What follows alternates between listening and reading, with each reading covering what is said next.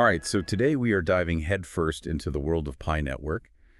More specifically, we're going to tackle this KYC hurdle that's got some of you stuck. You submitted everything, and all you're getting is that KYC slot not available message. Well, good news is we've got a deep dive just for you on this. We're dissecting a recent article all about it. And it's a hot topic, let me tell you. KYC is like the bouncer at the club. Got to make sure you're legit before they let you in to enjoy all the features. Okay, I love the analogy. But for those who are maybe newer to this whole crypto scene, let's back up a sec. What exactly does KYC do? And why is Pi Network so insistent on it?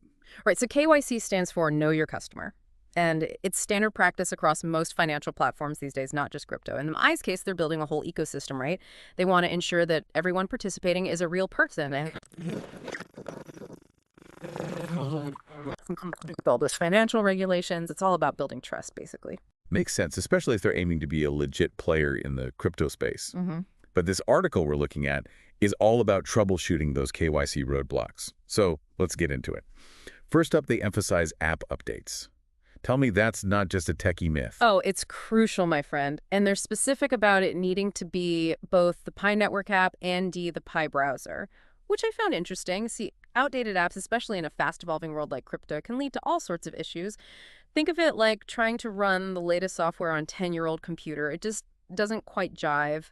You might have incompatible communication protocols, security vulnerabilities, all sorts of headaches. So that update available notification is not just a suggestion. It's basically step one. Got it. Next on the list. Clearing the app cache. Okay, for anyone who's not a tech wizard, break that down for us. What even is a cache? Sure. Think of it like your browser history, but for apps. Every time you use an app, it stores little bits of data in the cache to help it load faster and run smoother next time.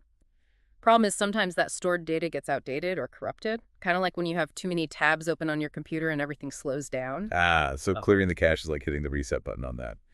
Digital decluttering, I can get behind that. Now, you mentioned the article emphasizes having a strong internet connection. Why is that so vital for KYC, you think? Because KYC isn't just happening on your phone. It involves sending your information to Pi's servers to be verified. Imagine trying to upload a huge file with a spotty connection. It's going to take forever and might even time out. Same idea here. That verification process needs a strong, stable connection to work smoothly. So we've covered the basics. Updated apps, clean cache, solid internet. But let's say you've ticked all those boxes and you're still staring at that KYC slot not available message. The article dives into some less obvious culprits, like your device itself. Is my phone really to blame for this? Hey, it happens. Remember how we talked about outdated apps? Well, sometimes it's not just the app, it's the phone's operating system that's the issue. If you're rocking an older phone or haven't updated your OS in ages, it might not be compatible with the latest security protocols or features Pi Network is using for their KYC. It's like trying to fit a modern key into an antique lock. The technology just doesn't match up. So a phone upgrade might be in order for some people. That's rough. But I guess it's the price of progress sometimes. Now, what about this whole app refresh idea? Is that just a fancy way of saying turn it off and on again? Because honestly, sometimes that does work. You laugh, but it's amazing how often a simple refresh can clear up tech gremlins. Think of it this way.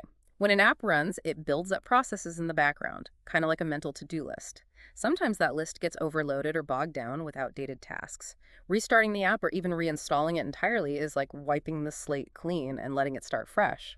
I can see how that would help, especially if there's some weird glitch going on in the background. But let's be honest, even with all these tips, sometimes tech just doesn't cooperate.